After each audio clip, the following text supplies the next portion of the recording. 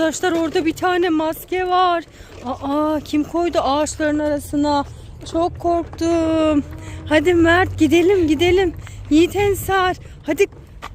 Birbirimize çarptık yine ya. Traktör de geliyor. Çabuk gidelim, çabuk. Şuraya kaçalım birazcık. Hadi çocuklar hemen eve gidelim. Akşam oldu, karanlık oldu. Bak traktörler de geçiyor buradan.